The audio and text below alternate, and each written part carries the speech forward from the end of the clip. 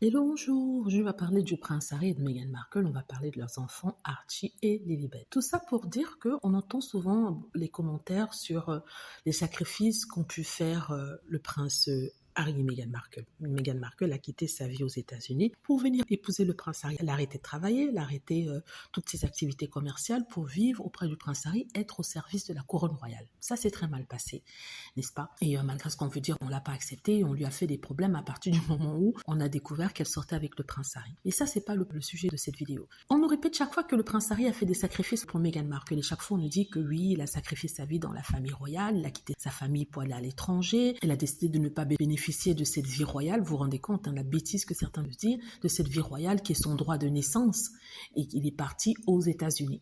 Donc, les gens aiment bien dire qu'il est parti aux États-Unis pour la fortune et la gloire. Je trouve que c'est faux. La fortune, il l'avait déjà, sa mère lui avait laissé de l'argent. La gloire, il l'avait aussi, parce que c'était l'un des plus célèbres de la famille royale. Les gens à l'extérieur du pays, de l'Angleterre, connaissaient plus le prince Harry que son frère William. Qu'on dise qu'il recherchait la gloire, mais quelle autre gloire, à part être un prince, peut-il vouloir souhaiter? N'est-ce pas? Il n'est pas acteur, il n'est pas dans le showbiz. Quelle autre gloire aurait-il souhaité avoir? N'est-ce pas?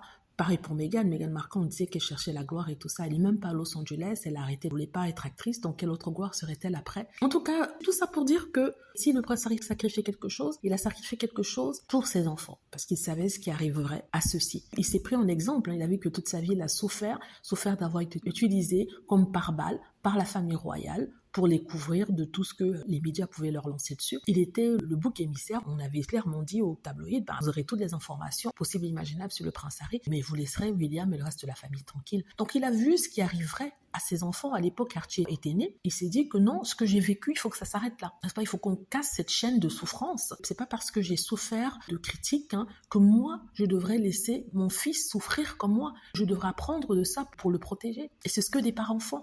Et c'est pour ça qu'il a protégé ses enfants comme sa mère avait essayé de le protéger. Il a amené ses enfants à l'extérieur du pays, enfin son fils à l'époque, pour le protéger lui. Alors tout ça pour dire que si le prince Harry a fait des sacrifices, ce n'est pas pour Meghan Markle, c'est pour ses enfants. N'est-ce pas? C'est pour ses enfants qu'il a fait ces sacrifices-là, pour leur donner la possibilité de vivre une vie normale, de ne pas être utilisés par la famille royale pour protéger les enfants Cambridge. Maintenant, les médias, quand ils vont chercher quoi écrire sur la famille royale, ils vont devoir chercher un bouc émissaire parmi ces trois enfants-là. Voilà, c'est tout ce que je voulais dire ici. Donc, dites-moi ce que vous en pensez. J'espère que vous avez aimé la vidéo. N'hésitez pas à cliquer sur like si c'est le cas, à vous abonner pour plus de vidéos et à cliquer sur la petite cloche afin de avertir lorsque je poste une nouvelle vidéo. Merci.